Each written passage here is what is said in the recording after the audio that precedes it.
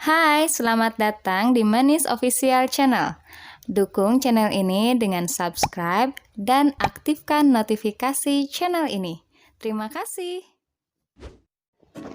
Hai Sobat Manis, bertemu kembali dengan kami, Manis, Mama Nismara.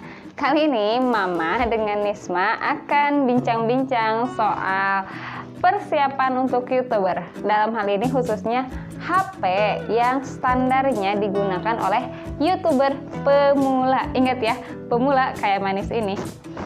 Oke, karena namanya YouTuber pemula, jadi alat-alat yang digunakannya juga masih sederhana, belum menggunakan kamera-kamera yang bagus, masih memanfaatkan kamera di handphone. Untuk Sobat Manis, sebagai YouTuber pemula, ada hal-hal yang perlu kita pertimbangkan sebelum membeli handphone yang akan kita gunakan untuk membuat konten video.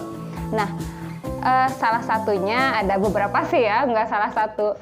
Nah, untuk pertama ya, hal yang harus kita perhatikan adalah kamera. Kenapa kamera? Ya, karena kan kamera yang mengambil gambar seperti ini nih. Nah, kamera yang kita gunakan atau yang Sobat Manis gunakan, silakan pilih kamera dengan jumlah piksel sebanyak minimal 13 megapiksel, karena menurut Manis sih itu sudah cukup. Jadi kameranya sudah jernih, sudah charming, mukanya sudah eye catching gitulah ya. Nah, kalau kameranya sudah bagus, kita pilih RAM-nya juga yang memadai. RAM ini berpengaruh ketika proses rendering atau proses ketika kita mengedit video gitu. Kecepatannya bagaimana? Jadi kan kalau video kita edit, ada proses render tuh. Nah, ketika merendernya itu ya RAM-nya itu akan berpengaruh gitu. Kalau RAM yang 3 GB itu sudah cukup cepat.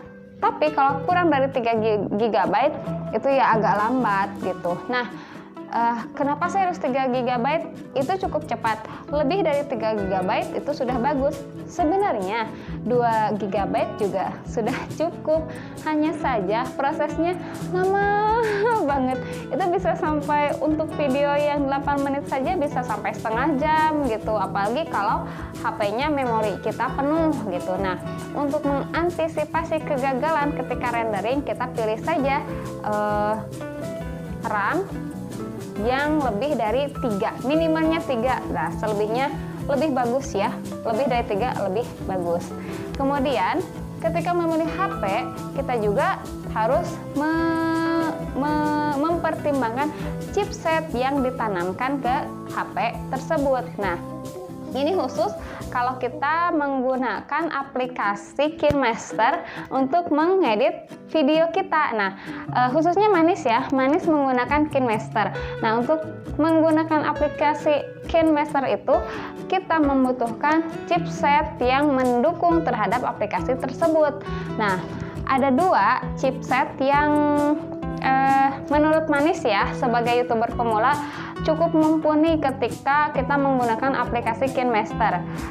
Pertama, yang sudah sangat terkenal gitu ya, yang memang digunakan oleh beberapa orang atau digunakan oleh banyak orang, yaitu chipset Qualcomm Snapdragon.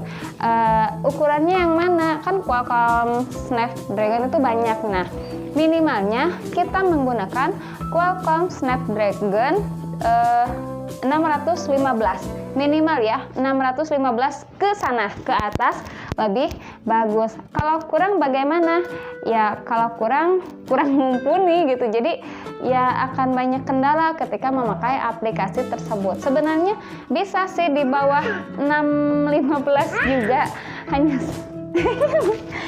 hanya saja pasti saya banyak kendala, karena sebelumnya Manis menggunakan HP yang di bawah itu dan memang cukup kesulitan juga. Walaupun bisa, hanya saja ya banyak membuang waktu percuma. Jadi untuk lebih cepatnya kita pilih yang Qualcomm Snapdragon 615 lebih. Kalau yang HP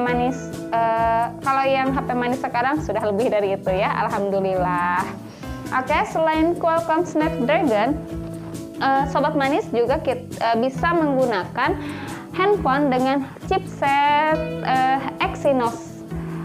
Exynos-nya 7 okta dengan seri 7420. gitu. Nah, lebih dari itu lebih bagus lagi karena banyak banyak